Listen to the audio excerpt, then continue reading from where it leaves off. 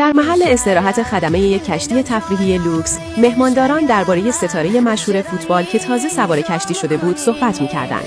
همه آنها نقشه کشیده بودند تا به این ورزشکار معروف نزدیک شوند. اما در میانشان فقط لیزا هیچ علاقه‌ای نشان نداد. واقعیت تلخ زندگی مدت‌ها بود که اشتیاق او را به هر چیز زیبایی از بین برده بود. اما لیزا هرگز تصور نمی‌کرد که چنین فرصت غیرمنتظره‌ای خودش به سراغش بیاید. اگرچه لیزا از همان نگاه اول او را شناخت، اما هیچ واکنش خاصی نشان نداد. جک نیز متوجه شد که او تمایلی به برقراری ارتباط با او ندارد. بنابراین نوشیدنی سفارش داد، در گوشه‌ای نشست و به تنهایی مشغول نوشیدن شد. تا زمانی که همه مهمانان بار رفتند، دوباره بازگشت. این بار کاملاً مست بود. وقتی جک تلاش کرد با لیزا صحبت کند، او با بیمیلی پاسخ داد. اما دقیقاً همین رفتار سرد و بی‌تفاوت باعث شد جک به او علاقه‌مند شود. با وجود لوکس بودن کشتی، فضای آن محدود بود و خیلی زود دوباره یکدیگر را دیدند. لیزا هنگام تعویض پتوهای صندلی‌های عرشه، جک را دید که در لبه عرشه از شدت مستی بیهوش شده بود. به او توصیه کرد دیگر مشروب نخورد. شاید به خاطر مستی بود. جک پس از تمام کردن نوشیدنیش، لیوان را روی زمین کوبید و شکست.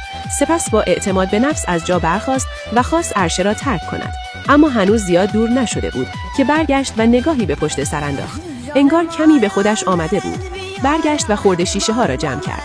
شب فرا رسید. جک پس از به هوش آمدن دوباره به بار رفت تا بابت رفتارش عذرخواهی کند.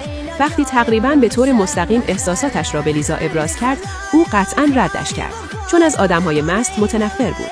اما این پاسخ منفی باعث نشد جک دست بردارد. برعکس احساساتش را آشکارتر از قبل نشان داد. کم کم این موضوع توجه سرپرست بخش خدمات را جلب کرد. او قصد داشت به لیزا هشدار بدهد، اما پیش از آن که حرفش را تمام کند، جک از راه رسید. با دیدن او سرپرست فوراً لحنش را عوض کرد و به لیزا گفت بهتر است کمی استراحت کند. با اینکه همه این ماجراها از جک شروع شده بود، باز هم لیزا از او بابت کمکش تشکر کرد. برای لیزا که فقط می‌خواست پولی به دست بیاورد، شروع یک رابطه عاطفی اصلاً در برنامه‌اش نبود، به ویژه با کسی که این اندازه مشهور و مورد توجه بود. برای اینکه جک را منصرف کند، دعوت او را برای گذراندن وقت با هم پس از پیاده شدن از کشتی را رد کرد. اما جک تصمیم خودش را گرفته بود و قصد ناامدادی نداشت. در برابر این سماجت، لیزا کاملاً درمانده شد. آن دو در کنار ساحل شانه به شانه قدم زدند. لیزا از جک پرسید چرا هر روز به نوشیدن الکل پناه میبرد. آن وقت بود که فهمید زندگی جک برخلاف تصویر بی‌نقصی که مردم از او در ذهن داشتند، اصلاً هم